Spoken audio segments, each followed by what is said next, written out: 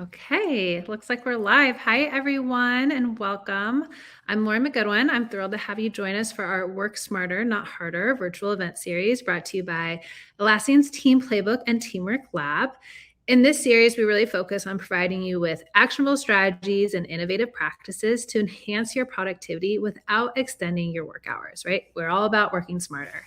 So in today's webinar, we're tackling a question a lot of high performers are probably quietly asking themselves, which is, if I'm getting more done with AI, why doesn't it feel like I'm also getting the recognition I deserve? So we know that AI has made it easier to move faster, produce more, but speed and output alone no longer guarantee visibility, recognition, or career growth. So in this session, we're going to talk about what actually helps you stand out at work in the age of AI, which is just the new world that we live in. And just as importantly, the three common things that we see people that's holding people back with AI that they don't even know. It's an unintentional thing that AI is maybe doing to actually keep you from getting the visibility in your career that you want. So if you're here today, it tells me a few things. Number one, you're ready to move beyond using AI just to get more done. You want to actually support your career growth. Number two, you care about doing meaningful work that gets noticed, but you're not always sure how to stand out in this AI-driven workplace. Don't worry, I feel that way as well. And number three, you're looking for practical, no-nonsense strategies that you can apply right away. So you're not looking for hype or fear or jargon. You want it said in plain English and step by step. So if that sounds like you are absolutely in the right place, and we're super excited to get started. Okay, next slide. Okay, so as we give people time to join the webinar, let's fire up the chat. So we at Atlassian really love a good would you rather. So we would love to know in the chat, you can put your answers there. Would you rather have your camera freeze in an awkward pose while you're presenting at a global all hands, or accidentally send a meme to the company-wide Slack channel? I know they're both bad options, but let us know which one you would rather have happen to you. I think I am definitely the awkward pose person. The meme thing seems like it could be a little dicey depending on what type of person you are sending. Okay, you know what's funny, Carmen? When you first said camera freeze, I was like, oh, my camera froze. So this just goes to show you, even when you're writing the prompts, you fall for it. Okay, these are really fun answers. So while you guys are going over that, I'm just going to go over some housekeeping items, especially if you've never joined a live webinar before. But like I just said, this is a live webinar, which means we welcome and encourage participation in the Q&A chat panel, which many of you are finding. It's on the right side. We're also going to hold time for audience engagement and Q&A at the end. So we have KJ from the Teamwork Lab who's moderating the chat.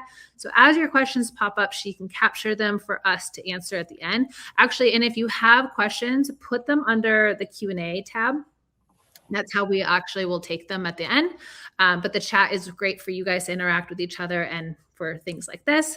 And if we don't get to your question during the webinar, we will do our best to follow up with you via email. This webinar will be recorded, and so we'll make sure to share it on Atlassian's YouTube channel and in a recap email for all of you. So don't worry if you have to leave a little earlier or come back.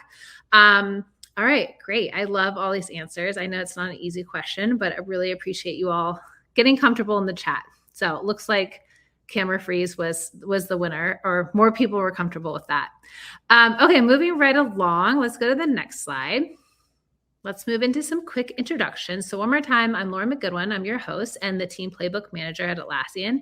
If you're unfamiliar, the Team Playbook is a collection of research-backed exercises called plays designed to help teams solve their biggest work challenges. So whether you're an Atlassian customer or not, doesn't matter. Our plays can help improve how you and your team work. I'll be sure to drop a link to the Team Playbook over in the chat now as well. Okay, next slide. All right, now let's get to know Atlassian's or Team Playbook's favorite collaborator, Atlassian's Teamwork Lab. Specifically, we have two behavioral scientists from the lab joining us today, Ben and Alyssa. So I'm going to have you guys introduce yourselves, and then whoever wants to can also explain what exactly the Teamwork Lab does, because I'm sure most companies don't have one of these. So I'll popcorn to Alyssa first. Okay, great. Hi, everyone. I have the privilege of overseeing an amazing group of researchers, and we use data and experiments and market research to study topics related to teams and future of work. And this year, we're really focused on developing a science-backed point of view on human AI collaboration. All right, Ben? Yeah. I'm the lead behavioral scientist for the lab, where I design research to answer key questions about how teams can best collaborate with AI. And when we think about what is the lab, the Teamwork Lab, it's a group of behavioral scientists, data scientists, and learning designers who create thought leadership content around data-driven best practices for modern work. So excited to be here. Cool. And if you guys have joined us for the other webinars in our series, you probably already know Ben and Alyssa, because they're the two people I tap all the time as our expert go-tos for these kind of topics, because they literally study the science for a living. So we're really fortunate that we get to take this real life stuff and problems that happen in work and actually match it with some research. So super excited to have you guys here again for our series. KJ, let's move to the next slide. So I want to wrap up our introductions with one final icebreaker poll. So tell us, do you feel like you're doing a lot of work but not getting the recognition that you deserve? So if you click on polls, you should be able to see where you can actually select your answers. So we're really interested to know if this is something that you guys are feeling at work as well, like you're moving faster with AI, but somehow that recognition is not coming through. So let us know in the poll. We'll wait for those answers to come through. Because one of the things that we're seeing a lot is that teams and organizations are having this problem. There's a lot of experimentation with AI. There's a lot of activity, but there's a lot of uncertainty about whether all of this is actually helping our careers as well. So I guess the question is, for the poll answers, do we have to close the poll? Well, let's have you guys do it for, we'll leave it open actually as people are rolling in, and then we can always come back and look at it in a second. Oh, cool. Never mind. The poll now the answers are coming in. Okay. So we'll move right along in the essence of time, and then we'll come back and see what those poll answers are. Okay, moving to the next slide, I want to talk about our agenda that I'm excited to share. So we're going to start by unpacking how AI can unintentionally hurt your career, specifically the hidden ways it can reduce your visibility, your influence, and your recognition at work, even when it feels like you're being productive. And I'm sure you are, and you're probably getting even more done. And then we're going to shift to what actually works. So we'll walk through 3 practical ways to increase recognition at work, using AI to move from simply producing more output to delivering clear, visible impact. From there, we're going to break it down into a simple start, stop, keep framework. If you guys have ever heard this, I am obsessed with frameworks or templates, anything that kind of gives you a very practical step-by-step idea on where to get started. And that will leave you really knowing exactly what you need to change today, exactly what you want to stop doing when it comes to using AI at work. We'll then bring this to life with real-world examples from Amber, our Atlassian guest, who will be illustrating how these ideas play out in day-to-day work. So you can kind of take these steps and think about how they might actually look in your workplace. And finally, we'll wrap up with time for group discussion, sharing, and Q&A, so you can connect all this directly with your own role and challenges. Okay, let's see. So the poll says we got 33% say, I'm hoping AI could help make my impact more visible. Great. A lot of people are a little bit worried that AI is going to make it even harder to stand out. 37% said, sometimes I'm still figuring out how to use AI to highlight my work. Makes a lot of sense. AI is new, but old, but new still kind of thing. And only 12% feel like their work is appropriately recognized. So great. This agenda is made for you guys. Okay, moving right along to the next question. Okay, so just really quickly, if you guys can help me, or the next slide, sorry, KJ. If you guys can help me actually going back to the polls one more time, I'm gonna ask you to tell me if you're currently an Atlassian customer or not. That just really helps us for context setting for the webinar. So go ahead also in the polls and answer yes or no if you're currently an Atlassian customer, or if you don't know, that's totally fine. I think it's just helpful, Ben and Alyssa, for you to know. Some of the tools we have, we will mention Atlassian products and what we have, but we always want to make sure that this is applicable no matter what. Okay, so while people are filling out that, let's go to, actually, you're already on the slide, so never mind. Okay, so the real reason why we're here today. So AI is fundamentally changing how we work. We know that. It's allowing us to move faster, generate more, and check off tasks at a pace that would have felt impossible not that long ago. But the problem is more output doesn't automatically lead to more visibility, influence, or career growth, right? I said that earlier. So in many cases, it actually can do the opposite, we're finding. So instead of amplifying impact, AI can quietly accelerate busy work. None of us want to be doing busy work, right? We're trying to get out of that mess that keeps you in that busy work, kind of that hamster wheel, and make really meaningful contributions harder to see if it's not applied intentionally.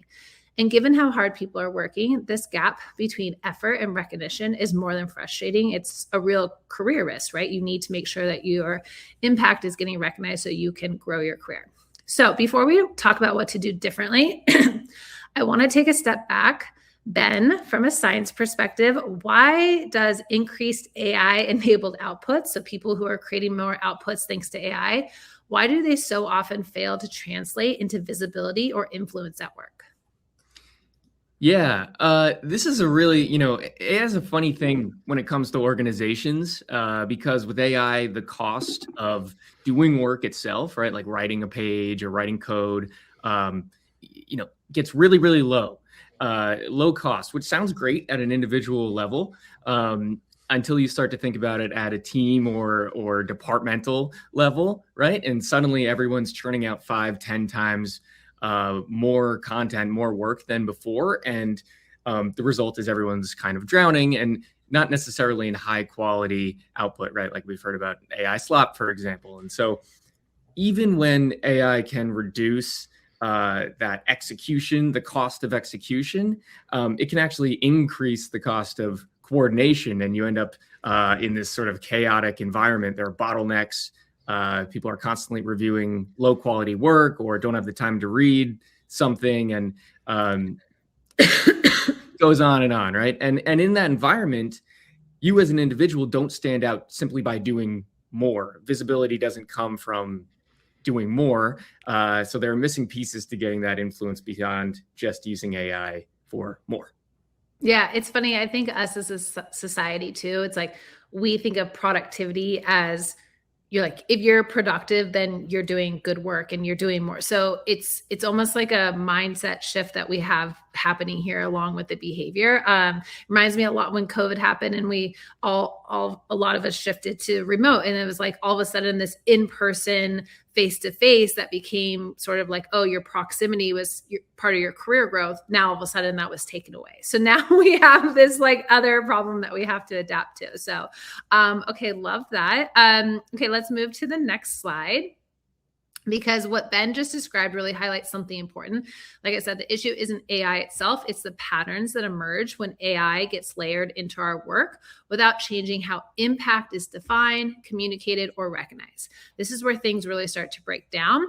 Across teams and organizations, we're seeing the same dynamics show up again and again. They're subtle. They're often actually really well-intentioned. And most people don't even realize they're happening until their work starts to feel invisible. So on the next slide, we're going to walk through 3 hidden ways AI can quietly hurt your visibility and influence at work. And as we go through these, I really want you to listen for the one that sounds the most familiar for you, because chances are you're not doing anything, quote, wrong. You're definitely not lazy. You're just operating inside a system that hasn't really caught up to how AI is changing the way work gets done. So again, this reminds me a lot of like early days of COVID. So don't worry about that. Let's take a look at the first one. We'll move to the next slide. Cool. So we are starting with the first pattern. We're calling this one the quality sacrificer. This pattern shows up when AI makes it incredibly easy to produce a lot of work, like Ben just mentioned. You produce it quickly. The speed really starts to replace intention. So on the surface, everything looks fine. The work is polished. It's complete. It's technically, quote, done, right? You handed something in. But when you look closer, it's often unfocused, missing context, or not clearly actually answering the question that actually matters. The media loves to call this work slop. We like to call it that as well. So Alyssa, I'd love to bring you in here. From your perspective, why does AI make it so easy to confuse speed with quality? Yeah, okay, so I think there's a couple things going on. First is that AI oftentimes passes the smell test, right? It's something that looks really polished, it's well-structured, it's grammatically correct. And so if you're under a time crunch, it's easy to gloss over the content and think, wow, this looks really high quality. The thinking and the content must also be high quality too. I think the second thing that's going on is it's actually, like you mentioned before, notoriously hard to quantify job performance, right? What does it mean to be good at your job? What does it mean to produce quality work? And sometimes it's just really difficult to know. So in society, we oftentimes default to the things that are really easy to measure, right? So things like speed and volume. So AI is great at that. It's great at making me faster or enabling me to do more work, but that it's easy to think, okay, well, that just means that it's making me look good. But when people feel this, pressure to ship AI generated work, oftentimes they overlook the quality. So slowing down is really key here. Yeah, I'm curious too, with the data that you guys had, what really stands out to you the most, and how does that maybe show up in, the day-to-day work, the data, the numbers that we have there? Yeah, I think what stands out to me the most is that, we're all producing more, but actually trust is quietly going down. So this 37% of executives saying that AI has wasted their team's time, to me, that signals that leaders are saying, hey, I don't trust the work anymore. And day to day, what that looks like is maybe you're getting AI-generated updates that you're just copying and pasting into Slack or a deck. But it also probably means that your managers in the background spending more time asking, well, what does this actually mean? And how did they think that this work was done? Mm-hmm. Okay, so for someone who might be falling into this trap or pattern and not even know it, what are maybe some early signs? Yeah, from my perspective, I think there's 3 early signs. So the first one is that you're producing a high volume work, but it's low clarity. And what you get is you produce the work, but people are still responding with, wait, what are you really trying to say? Or can you give me the TLDR, right? They're not really getting it. I think the second one is when you start realizing you're outsourcing your thinking to AI, right? It's not just making something a little bit sharper, but it's actually using AI to think about what's important. And so when people start doing that, the work starts feeling generic and disconnected from the team's real impact and context.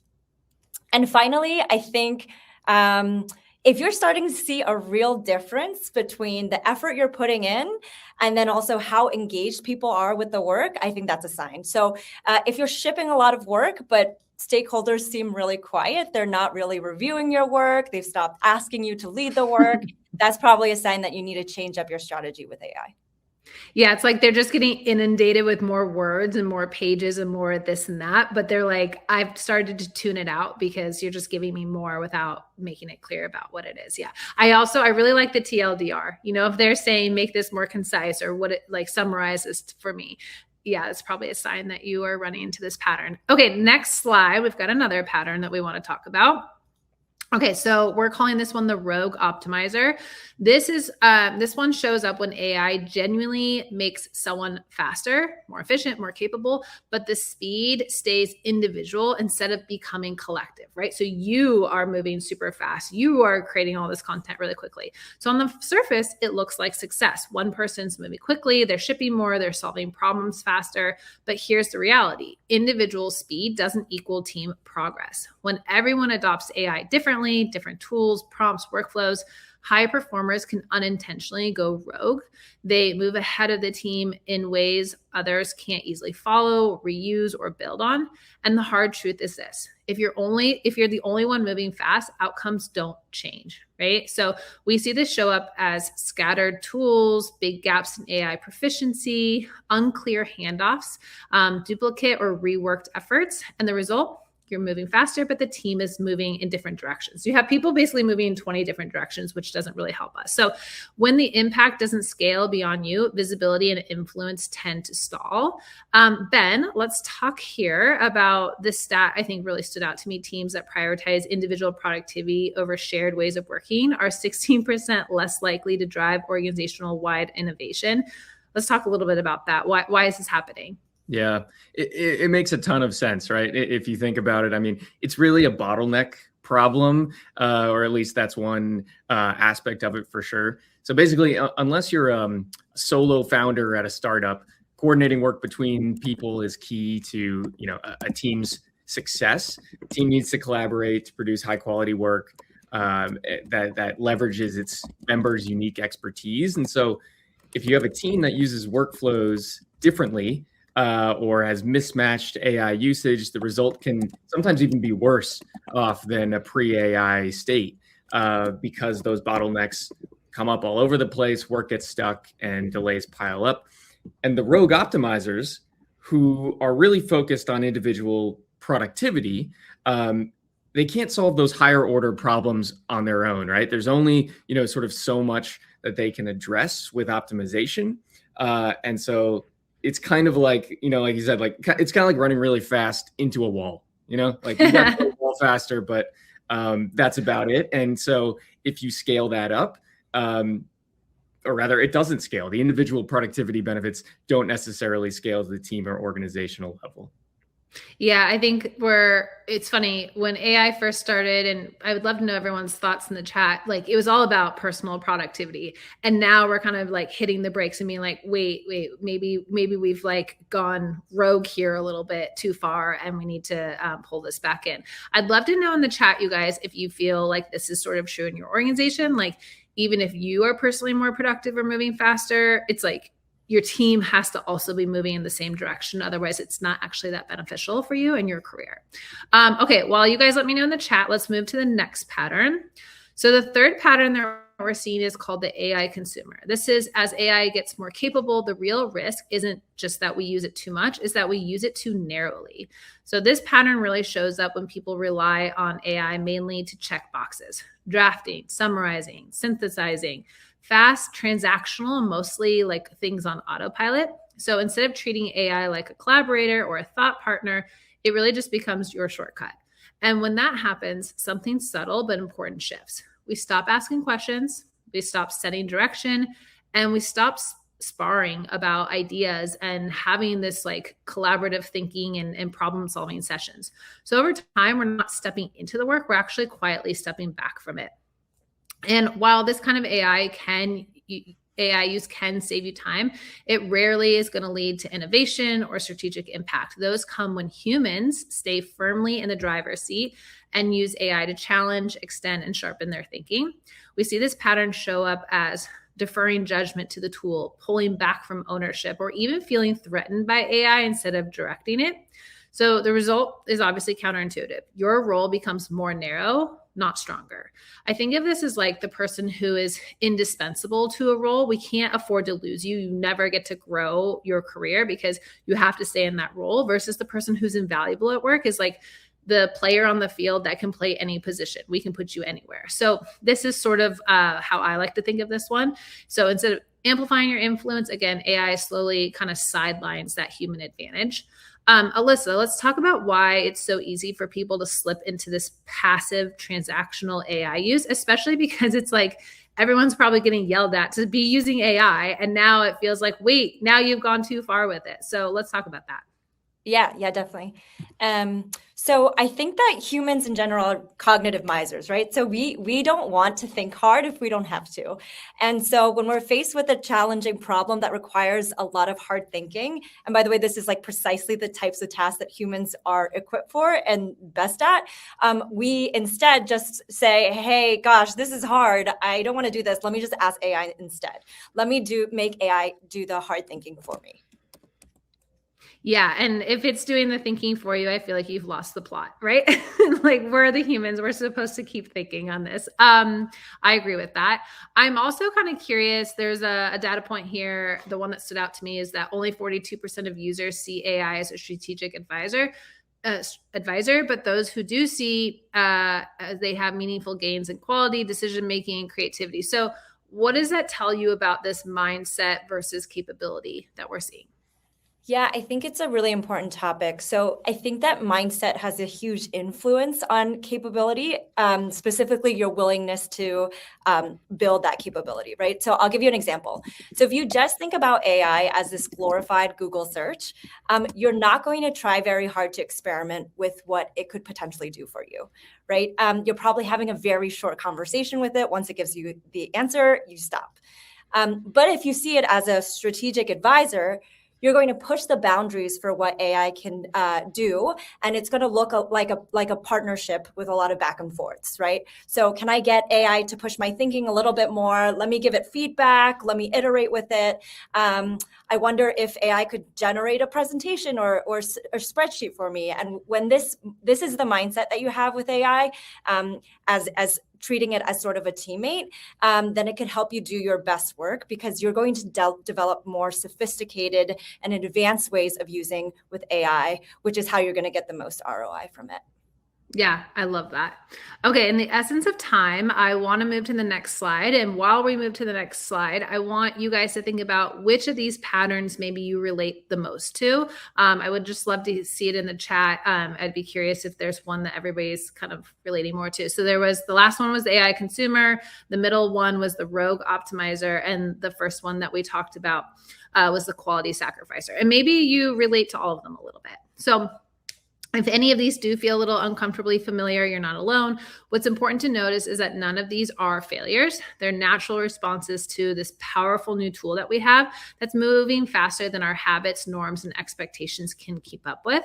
But, left unchecked, each of these patterns does have the same outcome, which is that AI increases activity without increasing impact. And that brings us to the real question. How do you break out of these patterns and use AI to elevate, not undermine your visibility and influence at work? So the shift isn't about doing more with AI. It's about, we're not looking for more prompts or tools or output. We are looking to use AI to create clarity, alignment, ownership for yourself and the people around you.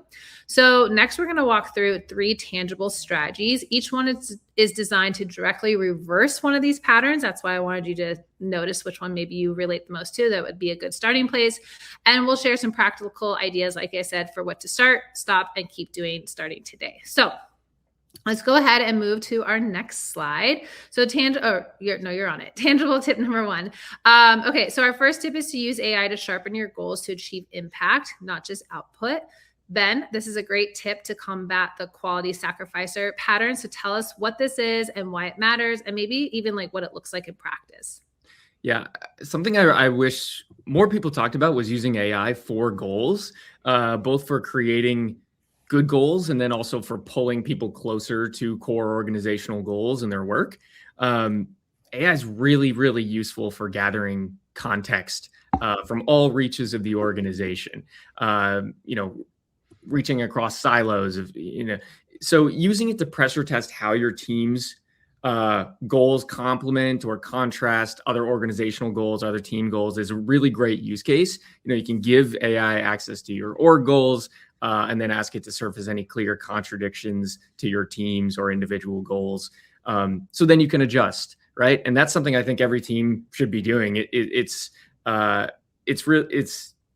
cool ability, and it kind of combats the quality sacrificer problem, because now you can clearly link all your goals to your work. And if that becomes a norm and a requirement on a team, then making sure work is aligned to goals and in context should override some of that the slop that can occur otherwise.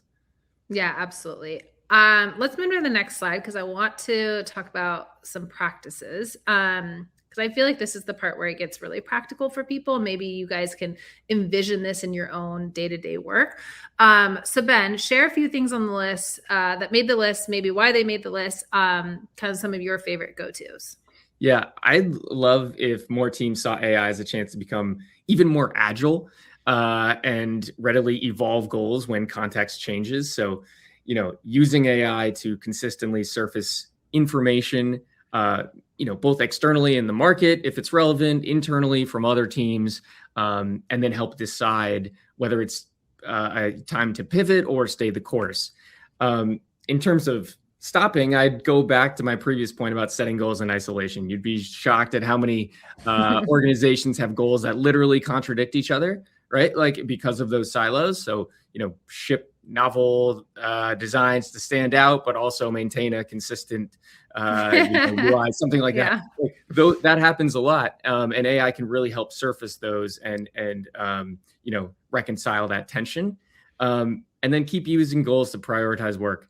Right. When you have 2 projects and it's hard to know where to go next, AI can really help in that type of environment.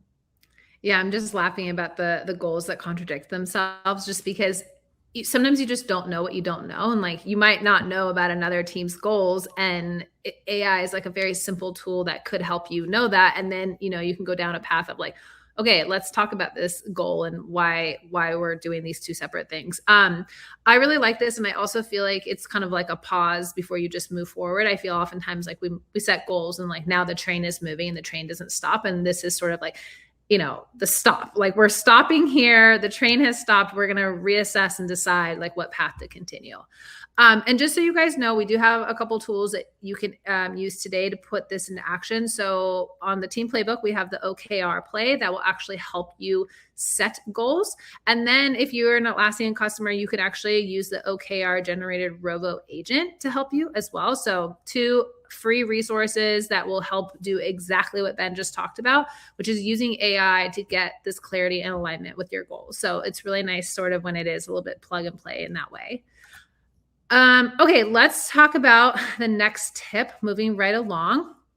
So number 2 is create AI working agreements to boost visibility and collaboration. This one is less about individual skill and much more about how teams work together once AI is in the mix, which I saw in the chat. Some of you are having that challenge. So Alyssa, explain what this tip is and why it's so important. Yeah. So AI working agreements are a team-created set of guidelines for how we use AI together, right? So it's when we use it, for what types of work, and with what guardrails. So some of the things that they spell out is, not only the roles that AI is going to play, but also the lines that we won't cross, right? So we'll never fully automate sensitive decisions. We'll never, copy and paste restricted data into tools, things like that. The AI working agreements also points out what a good AI generated documentation looks like. And then finally, it talks about, the habits that we want to normalize. So things like always reviewing AI output, sharing good prompts, keeping humans accountable for outcomes. And I love this place so much because it creates a shared language and model for teams to work with AI. So yes, we know that AI helps with individuals, but ROI is a lot harder or more unclear when it comes to teams. And I think that AI working agreements is truly the first step in setting the right foundation for teams to use AI together. Yeah, absolutely. Let's move to the next slide just so that people can kind of have a moment to take this in. And just so you guys know, AI working agreements is also a play on the team playbook. So completely free. You don't have to be an Atlassian customer to use it. And it comes with a template. So if you're like, okay, our team desperately needs to pause and talk about our AI working agreements, you can go ahead and use that template. And I think it's really important to at least have this dialogue on these conversations. Again, a lot of people are being told to adopt AI, and that's sort of that's the only information they're given. And to your point, Alyssa, I also could see this helping a lot with work slop. Like if you know that you're not going to just take this generated AI document and just ship it over to somebody else and put the onus on them, then that's great. Like as a team, I don't want your 3-page long document. I want the TLDR. And ideally, I want human input in that, right? So this can help with that work slot problem too. Exactly. Yeah. Okay, so here are some things you can start doing, stop doing, keep doing. Alyssa, just really quick, what are some of your favorite things on this list? I just really like thinking about how we all started this AI journey, just kind of figuring out how to use the tool alone, but the more impact is going to come from actually creating a shared system to use AI. So co-creating that with your coworkers and making sure you're actually sharing learnings along the way is going to be really helpful. And I will say that AI working agreements within Atlassian was one of our most popular experiments. A lot of teams were really excited to try this out, and we saw tremendous results, right? So for example, we found that 82% said the intervention made them more aligned on how the team should use AI to drive progress. And 75% said that they learned a new AI use case from the exercise. So again, if your team is new to using AI and you get a sense that everyone might be on different pages, AI working agreements is a great place to start. Yeah, one of my favorite ones in the list is stop pretending that you don't use AI or hiding how you use it. we're not gatekeeping here. We want to know when you're using AI. I love to put in a document like, here are the alternatives that AI gave me for something. So like, just to say like, here's what I thought of, but maybe AI did think of something sharper or more concise or improved it. And here was their wording. Sometimes the wording doesn't work for us, but it's like, oh, okay, the wheels are turning and now I'm kind of moving in this direction. So be open about your AI use too. I think it's like step one to AI working agreements is acknowledging like we are using AI, and that's a good thing. Now let's talk about how we're doing it. Okay, let's move to tip number 3. This is our final tip. So you want to treat AI as a thought partner. I know you guys hear this all the time and you're like thought partner, teammate, yada, yada. What does it mean? But it's really, really important because this one is about how you think with AI, not just what you ask it to produce. And like we're humans, we're still thinking. We want to keep that skill set. Let's not totally automate that one.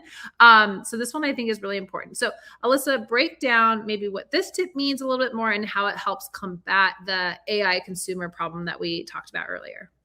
Yeah, this is definitely my favorite tip. And I think I've said this before, but I feel like if you're really using AI the right way, you're going to think more, not less, right? So you're going to completely transform the value you get out of AI when you stop treating it like a genie that has all the magical answers, but instead a genuine thought partner to bounce ideas off of. So what this might look like is, you're sharing rough ideas first, and then you ask them to stress test them, right? Poke holes, provide other perspectives you haven't thought of. And this keeps you in the driver's seat. You're still setting the direction. You're still sharpening your judgment. And that's how you kind of avoid the AI consumer trap. You're not outsourcing the hard parts of the work, right? You're using AI to deepen your thinking and impact. There is this saying that I've heard before of, yes, you have a lot of balls to juggle in life, but you need to know which ones are made out of rubber and which ones are made out of glass. And I think about that a lot with AI because, if it's just a simple email, yes, by all means, use AI to help you craft a message. It's not that important. But if it's a high stakes proposal or report, right, you want to be incredibly thoughtful and discerning about how you use AI, treating it as a thought partner, because those are the moments that matter and it's going to affect people's impressions of you. Yeah, I almost think of like the smaller the task, I'm sure like the easier it is to hand off and automate. But the higher the stakes get, more people are looking at it, then you might want to rethink it. And to your point, really treating AI as this thought partner and not as this like just one and done. It's not going to have all the context that you as the human are having. I don't care how amazing your prompt is. It's not going to have the like 10 years of knowledge of the company, right? If you've worked there that long. Okay, let's move to the next slide. Because I love these start, stop, keep doing frameworks that we have. So Ben, I'm going to actually throw this over to you. Can you break down this list a little bit? Maybe which ones are your favorite on here? And also talk a little bit about the play that we've included in here, which is the AI teammate agent. I think when people hear the word agent, like me, I immediately kind of recoil and I'm like, I don't want to make an agent. Like that sounds hard and difficult. So talk about how that works into this tip. Yeah. So one of my favorite approaches to using AI is to use it to fill expertise gaps on a project or a team even. So if I'm building out a proposal, say for a cross-functional stakeholder, I always have AI adopt a persona for that function and then basically rip my work to shreds. Like I feed it something and I'm like, tear this up. And by the time, and then that allows me to incorporate that feedback. Some of it I'm like, okay, that's relevant. Sometimes it's not. And by the time I do deliver the real thing, I feel much more confident. We're actually running a really cool experiment in our lab right now around this topic. So stay tuned for that at some point. But the sparring with AI is a really key skill. And when you layer the persona on top of that, you can really get to some seriously cool value. On the agent side, you can, I agree that, sometimes you can hear agent and you're like, you can recoil, but it's really, it's a lot simpler maybe than it sounds.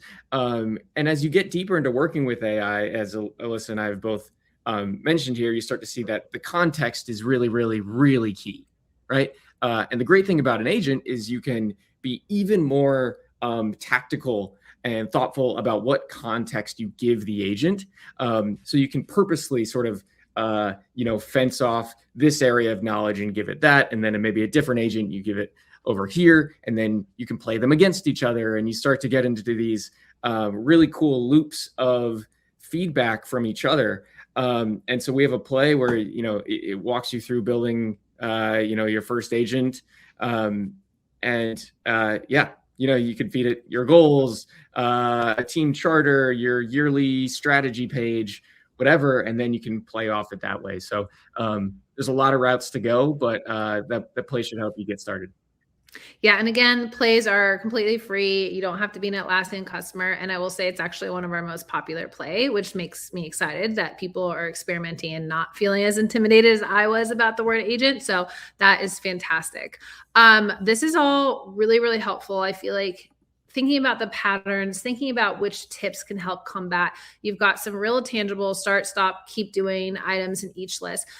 I also really love to hear real examples of how this is used in the workplace. So Ben and Alyssa, you guys are off the hook. Amber, I want you to come on, and I want to move to the next slide because I know it can be frustrating when many of these insights, maybe they sound good in theory, or maybe you're like, well, this was in research, but how does this work, with day-to-day testing? So we're going to hear some real life examples from our very own Atlassian, who also happens to be our OKR subject matter expert. So a warm welcome to Amber Morey-Wu. Hi, Amber. Thank you so much. Okay, tell us a little bit about your role, because it's not normal to be the OKR subject matter expert at a company. So what does that mean? I mean, it's a fabulous job. I'm thrilled to have the role that I do. I work as part of the business rhythms team at Atlassian. And what our team does is we lead what we call the rolling forward Atlassian, the R4. So rolling forward is a much more agile way of doing yearly planning. Instead of planning everything across a full year, we think basically every 3 months, we look back on a quarterly basis and say, how did we do from a strategy and deliverables basis? And we look forward to the next 4 quarters and say, what are we going to do moving forward? Learning from the past and looking at the future, the further out, the less detail, the closer in, the more detail. So we plan both strategy, goals, resources, which is people, and the work that needs to be done. Every single quarter, we refresh that plan. The part that I lead is the goals part, the OKRs part. And so I'm excited that I'm able to say that I lead the goals part across the whole company. And we use the OKR format as our goals model. Yeah. Amazing. Yes. So we actually have an OKR play because we use OKRs, just so everyone knows. We are Amber's, test lab. No, I'm just kidding. Amber, talk about how you've seen AI really help teams sharpen their goals so they're tied more clearly to what matters in the business, kind of going back to the first tip that Ben talked about. Yeah, absolutely. And AI slop is like the most horrible thing. That's such a great phrase and such something we need to think about. So I have some answers here for you, which are my own personal answers, but I also did some outsourcing within Atlassian and put the question out. And so I've got a few answers from other teams and other people at Atlassian. So one of the teams that responded to my question about this said, absolutely making sure you're using AI as a strategic partner. To make sure that the work is aligned with the goals. So basically what Ben was saying earlier, aligning that work with the goals. And so they're using AI, not just what's this? Okay, use that, but using them as a partner to spar on, this is the work we have planned. How does that align with our goals? They're using it to take customer feedback, for example, summarize it, group it into pain points and themes, and then understand how to use that feedback from customers and apply our company strategy against that, and what are the plans we should think about moving forward. And so they're really able to be faster and more efficient in what they're doing by using that AI to, put that information together really quickly. But again, to not, as you said, not just ask one question and be done, but to continue asking a number of questions to really get to what's the right strategy based on all this information that we're kind of pulling together and use it as that thought partner. Yeah. Yeah, I love that. Do you have a favorite example where you've seen AI and OKRs really work well together? Yeah. I mean, I have a bazillion different examples. I'm like, what shall I choose? A very simple one. I think, again, your folks were encouraging people to use the Rovo OKR agent. I have somebody who I'm mentoring right now at Atlassian, and she was working on her goals. She's like, yay, my mentors are, the head of goals at Atlassian. I'm going to show her my goals. And she said she'd really just spiraled in trying to understand, and this is her personal goals, how to have measures of success for the goals that she would like. How do we know that I did the right thing? And there's outputs and there's outcomes. So I could say, I'm going to ship a thing. That's an output, but why do I care? What's the outcome? I shipped a thing and X number of people adopted it and saw this benefit. That's an outcome, right?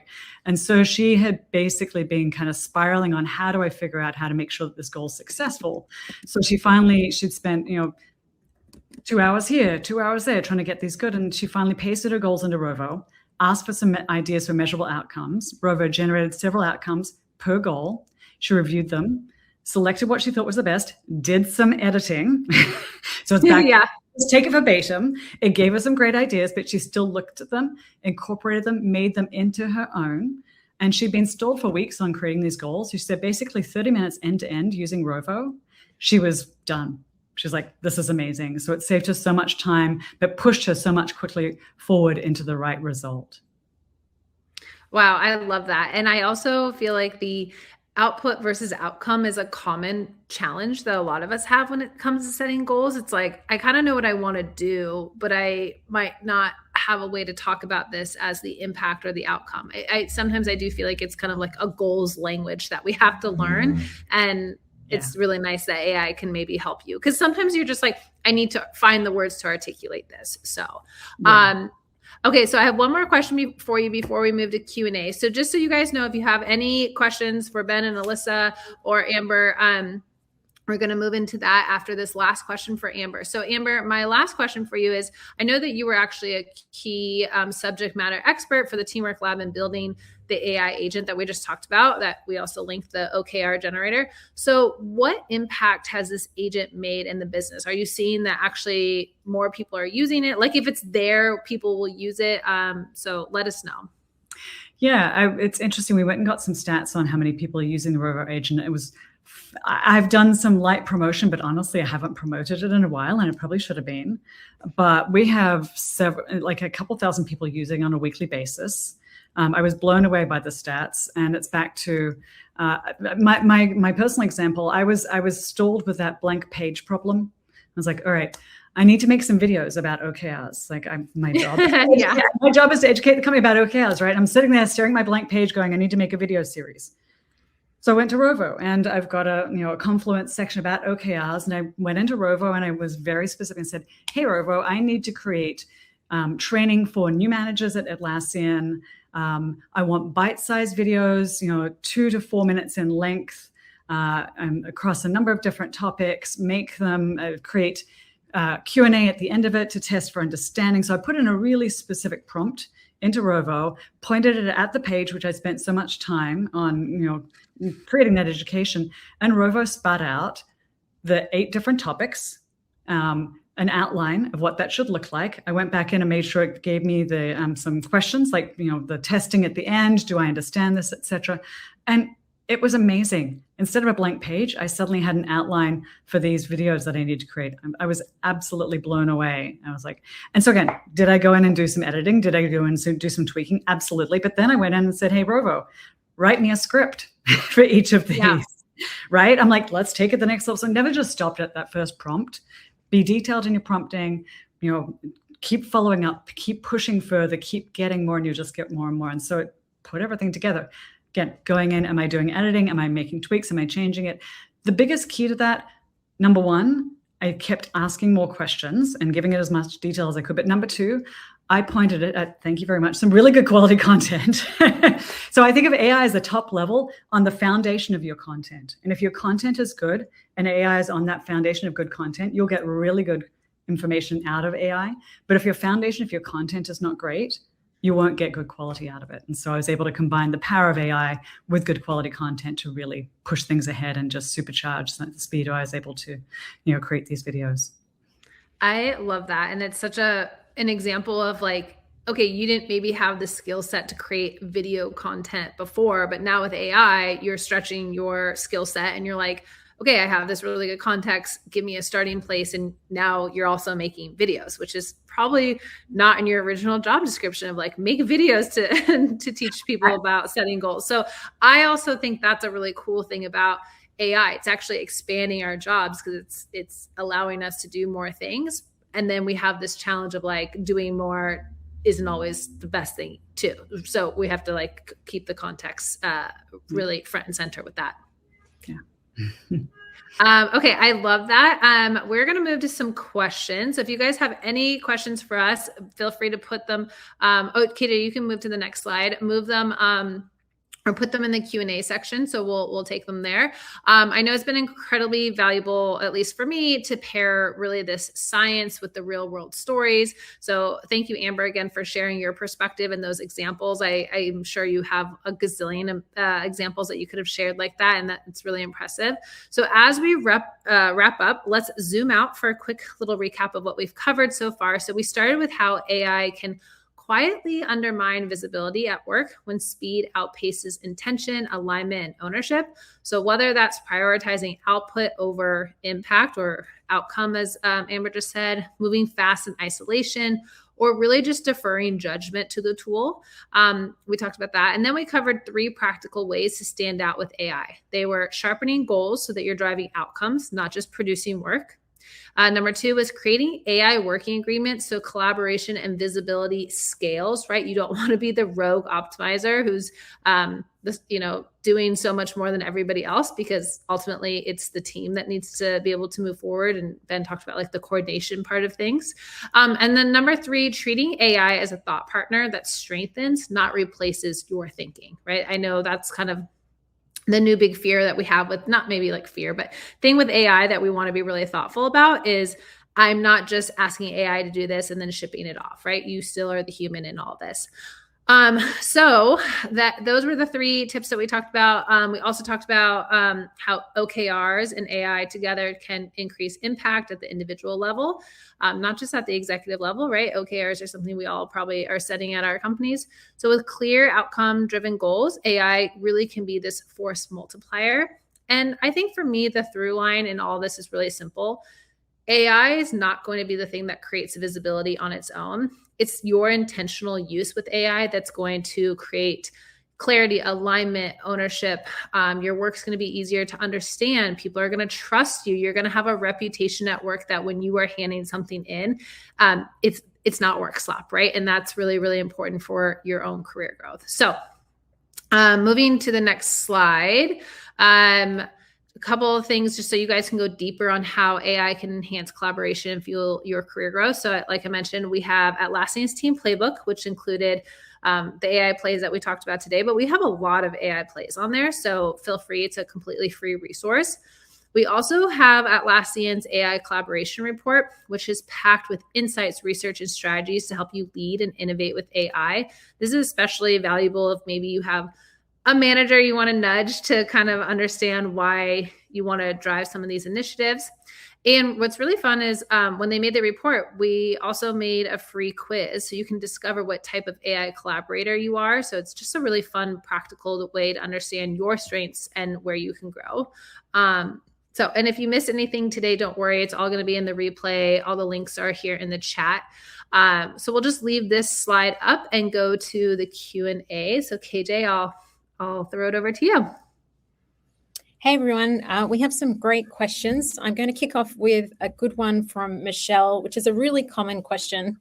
I'm going to throw this one to you, Ben. And she asks, what type of security guardrails are in place with Rovo? Is it the same level of security that we have in Jira and Confluence? Great question. Security is top of mind with AI, and I think that's the right instinct to have. The good thing, let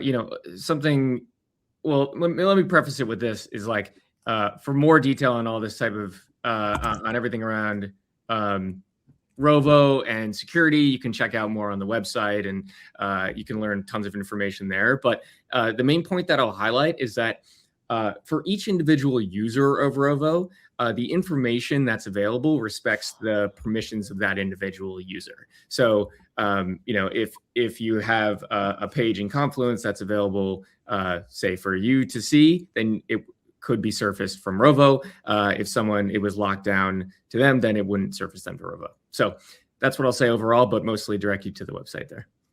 Yeah. Michelle has also sent a follow-up, actually. So to clarify, it's so that AI is not using their own information to train others.